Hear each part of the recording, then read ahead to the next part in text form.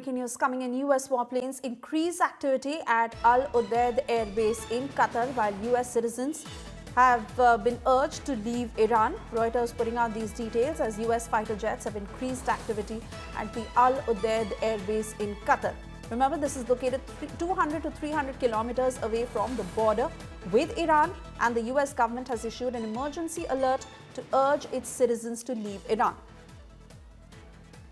Now, according to reports of Israeli media, several US warplanes, including KC-135 aerial refueling tanker and B-52 strategic bomber, took off from Al-Udeid Air Base on Sunday night. The Al-Udeid Air Base, that is located about 35 kilometers southwest of Doha, capital of Qatar, that is home to more than 10,000 US soldiers. It is one of the largest US military bases in the region with 4,500-meter long runway capable of accommodating large military aircraft such as B-52 strategic bombers and transport planes. Let me take this to my colleague Pranay Upadhyay for further details on what is the activity that is underway.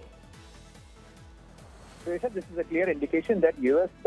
Military is contemplating some kind of action here, and therefore there is a force augmentation in the Al-Udeid base of Qatar, and which you know that this base came under attack of Iranian missile strike after the May conflict between Iran and Israel, where the U.S. also carried out strategic bombing, targeted bombing against the Iranian nuclear establishment. And you know that this airbase is located around 35 kilometers southwest of Doha, which is the capital of Qatar, and it is home to around 10,000 US soldiers. President Donald Trump, when he visited Qatar, he also made sure that he visited that Al-Udeid base as well.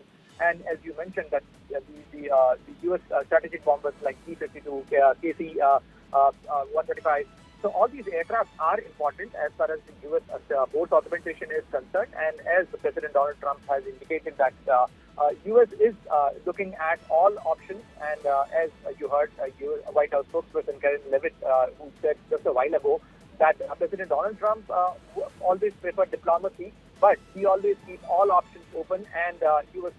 And carrying out a military strike or a military option is always on the table for the President Donald Trump as far as the situation of Iran is concerned. All right, Pranay, many thanks for getting us those details. We wait and watch how the situation develops, but certainly crucial as this is coming at a time. Remember, more than 600 people have lost their lives in Iran already. Arson and violence that is continuing, vehicles have been torched, Iranian government that is countering the protests, and amid all of this, US that has asked its citizens to leave from there, warning that the situation could turn worse.